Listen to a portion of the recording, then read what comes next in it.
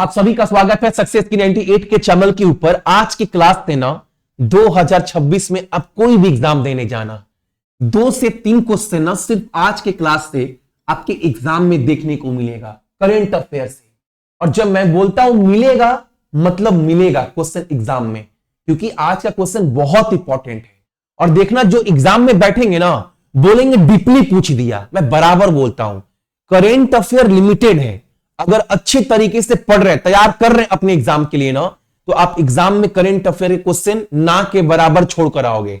और अगर तैयारी बहुत दिन से कर रहे हो तो इतना तो एहसास हो गया होगा कि भैया करंट अफेयर में अगर जीके में अच्छे से सिर्फ पढ़ लेना तो पूरे जीके को संभाल सकता है सिर्फ करंट अफेयर अच्छे तरीके से। अच्छा, जनवरी का पीडीएफ बहुत लोगों के पास नहीं होगा। मैं एक काम करूंगा, इस क्लास के बाद ना 1 से 25 जनवरी का संपूर्ण पीडीएफ, जितने भी क्वेश्चन अभी तक मैंने करवाए हैं, वो हर एक क्वेश्चन पीडीएफ में डालकर टेलीग्राम के ऊपर अपडेट कर दूंगा, जहां से आप फ्री में डाउनलोड कर लीजिएगा।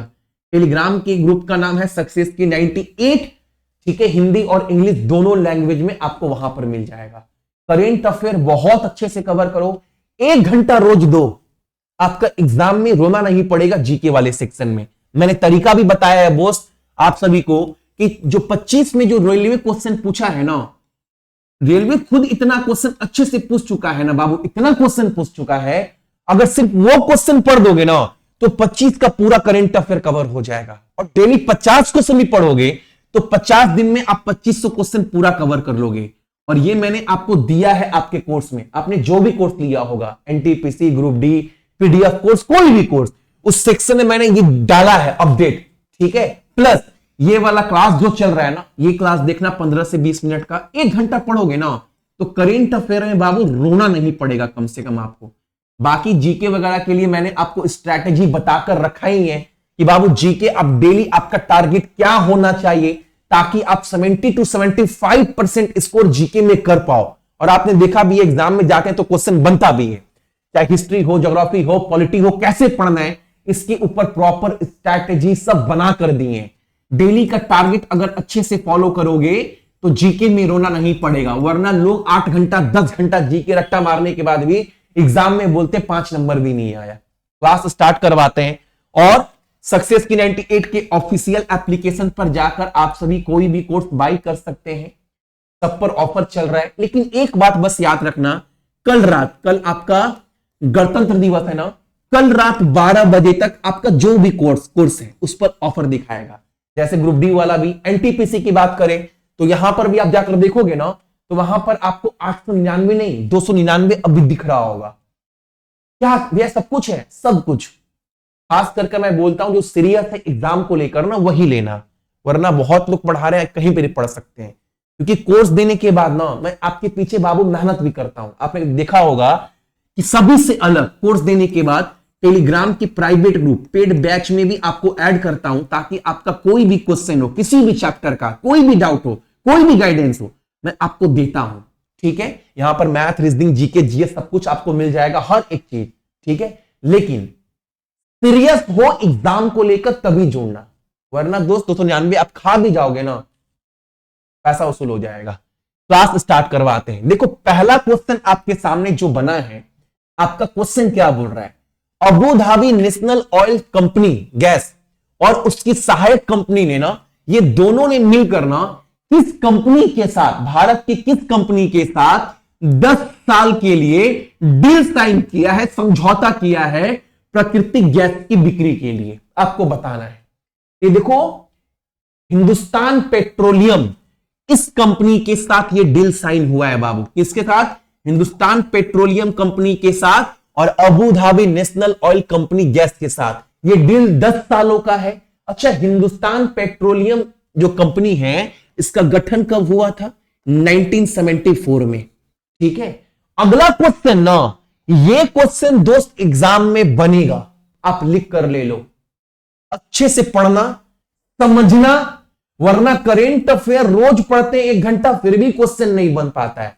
मैं 15 मिनट पढ़ाकर एग्जाम के दिन दिखाता हूं, देखो क्वेश्चन बना है। तो पढ़ो बाबू जेन्युइन कंटेंट। ये क्वेश्चन क्या बोल रहा है, इसको मैं यहां पर ना स्टार मार्क मार रहा हूं, स्क्रीनशॉट भी आप ले सकते हैं, हालांकि पीडीएफ में सब शेयर कर देता हूं। सुनना, पहली बार मतलब ये सूचांक ना, ये इंडेक्स जो है, ये रैंकिंग जो है पहली बार जारी किया गया है।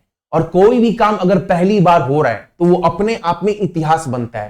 क्वेश्चन क्या बोल रहा है ना, 154 देश के बीच उत्तरदायी राष्ट्र सूचांक में भारत का स्थान कितना है, सबसे पहला पॉइंट। तो याद रखना, इंडिया का जो स्थान मिला है वो 16 मिला है, 16। अगर बात करें इस सूचांक में एक नंबर पर कौन है, भैया शीर्ष पर कौन सा देश है दोस्त, तो शीर्ष पर है आपका सिंगापुर। ये बात भी याद रखना। जब सिंगापुर की बात आ गई तो आपको एक बात और याद दिला देता हूं, इसी क्वेश्चन में मैंने कुछ दिन पहले करवा भी दिया था।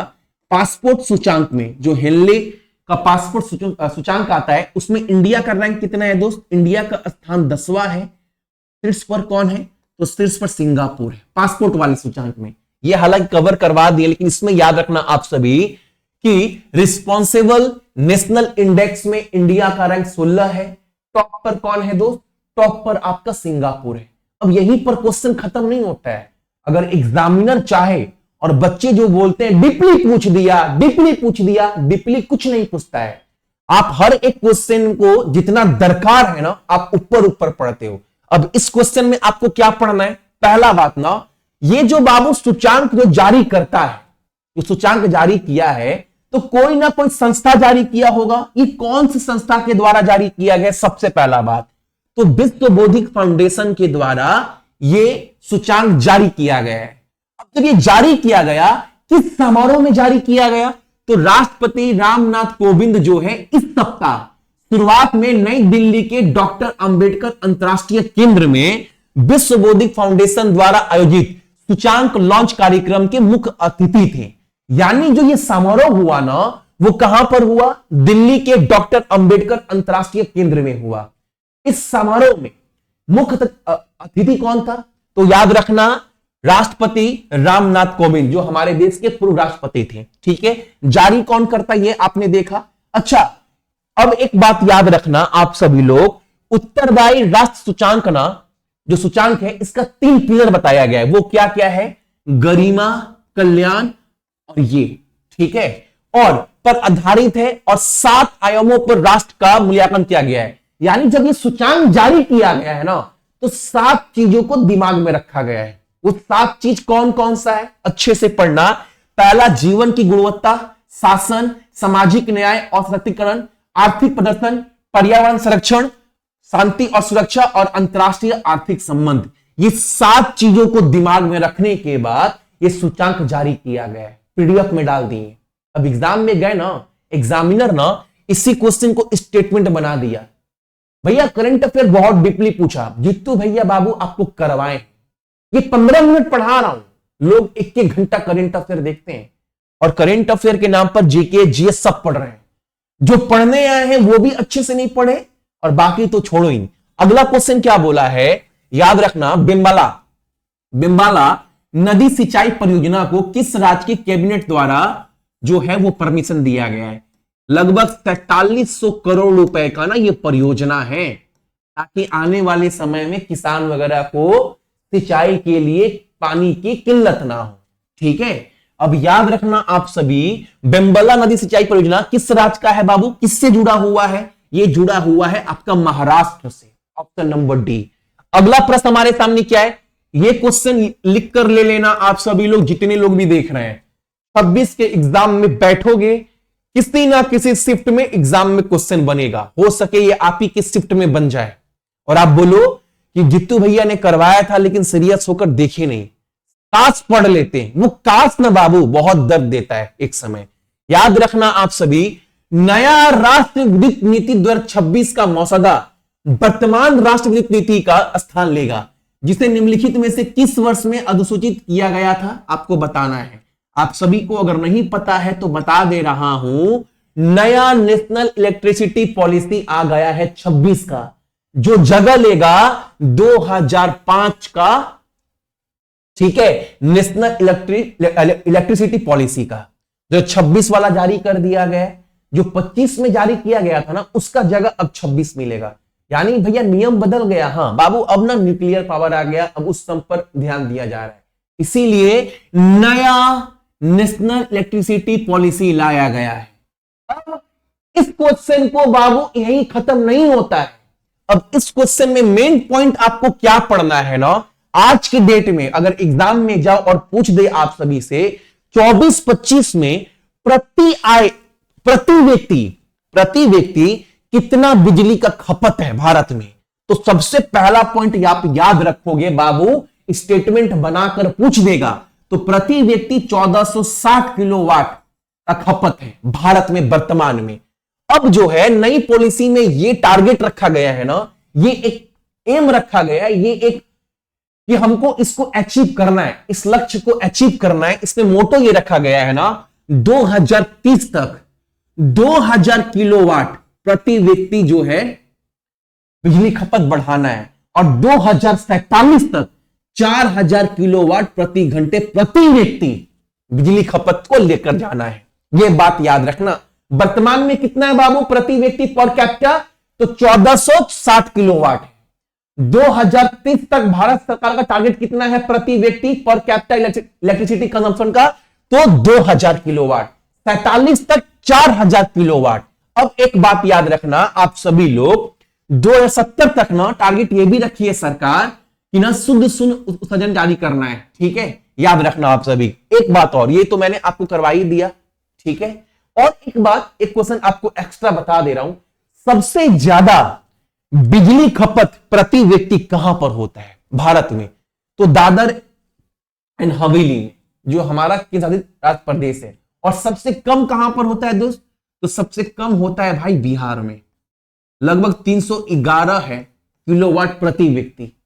ठीक है, अगला क्वेश्चन हम देखते हैं। अगला क्वेश्चन भी याद रखना, निम्नलिखित में से किस राज्य के मुख्यमंत्री ने दोवास में विश्व आर्थिक मंच पर 2026 से 30 तक के लिए नई जीवन विज्ञान नीति का उद्घाटन किया है?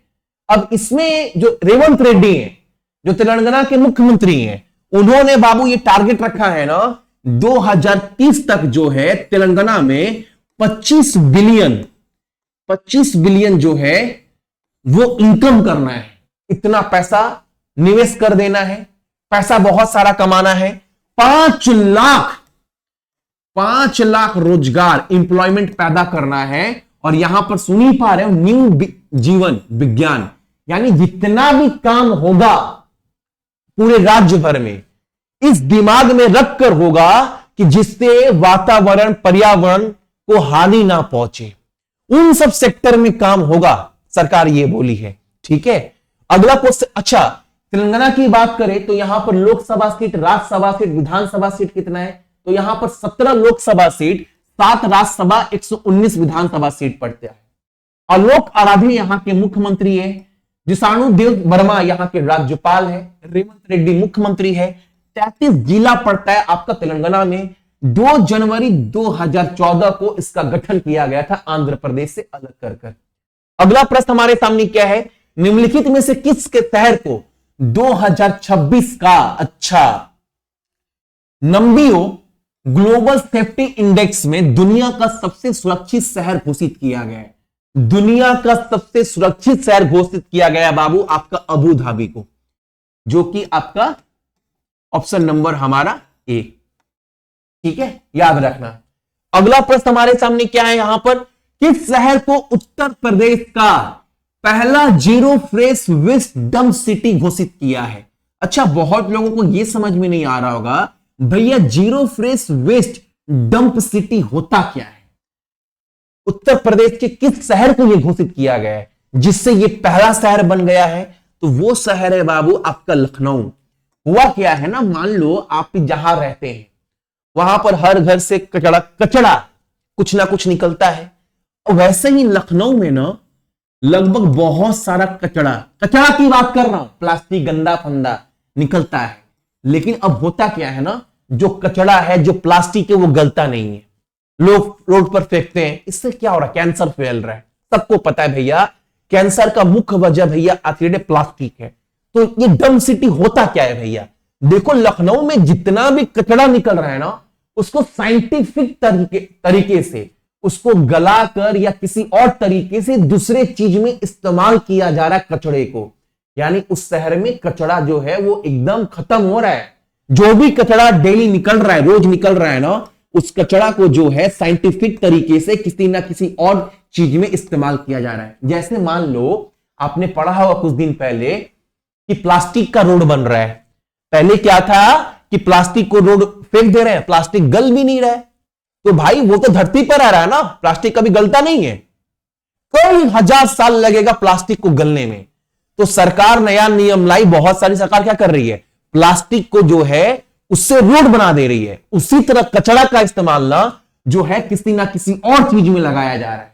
ऐसा करने में लखनऊ जो है उत्तर प्रदेश का पहला राज्य बना है, जिसको बोल रहे हैं zero waste waste dump city. Uttar Pradesh की बात करें 403 यहां पर लोकसभा राज्यसभा सीट है, विधानसभा सीट है, लोकसभा 31 राज्यसभा सीट है। अरुण बंसाली यहां के मुख्यमंत्री और राज्यपाल है। मुख्य न्यायाधीश कौन है, मुख्य न्यायाधीश बोल रहे हैं, राज्यपाल बहुत दिन से अरुंधति, क्या हो गया मेरे मुंह को, आनंदीबेन पटेल है।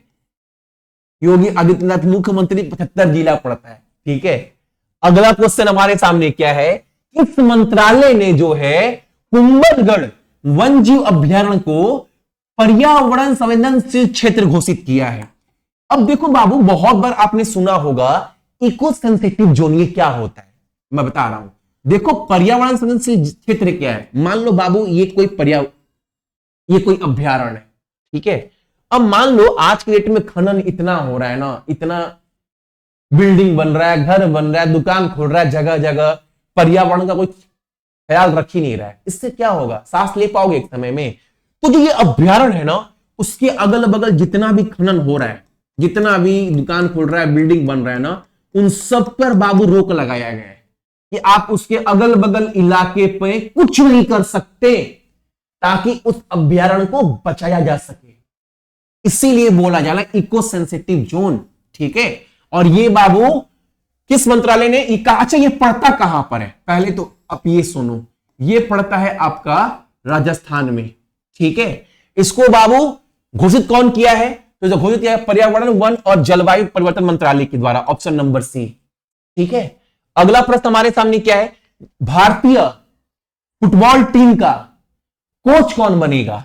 तो भारतीय फुटबॉल टीम का कोच बनने जा रही बाबू आपका एमिला वेलवर्डे। ये कोस्टरिका की है, ये कहां की रहने वाली है, कोस्टरिका की रहने वाली है। ठीक है, तो India women's team in football का कोच कौन है, तो वो है आपका एमिला वेलवर्डे।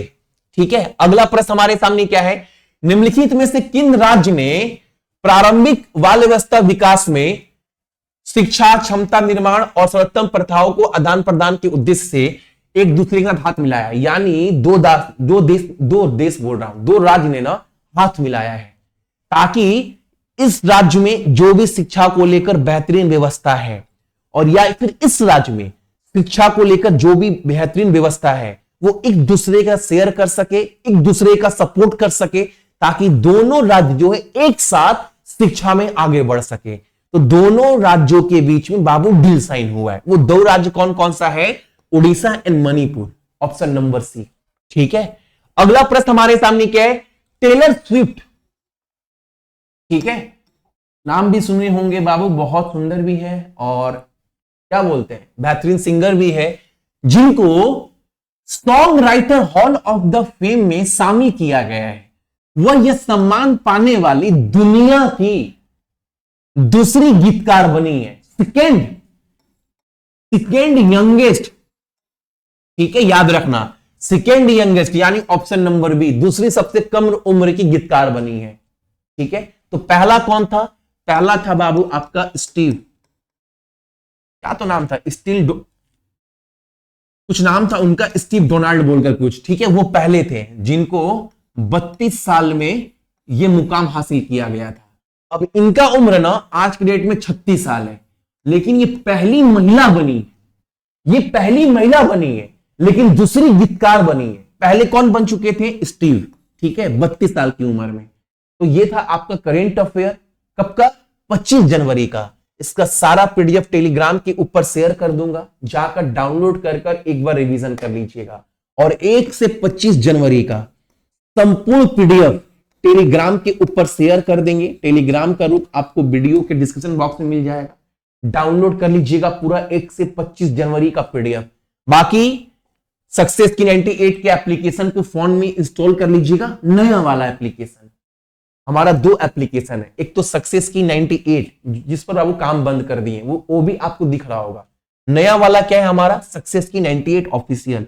इस ऐप पर आपको हर एक चीज मिल जाएगा, लेकिन जो सीरियस है ना, बार बार बोल रहा हूं, वही हमारे कोर्स से जुड़िएगा, ताकि अपना ख्याल रखना, माँ पापा ख्याल रखिएगा, देश का ख्याल रखिएगा।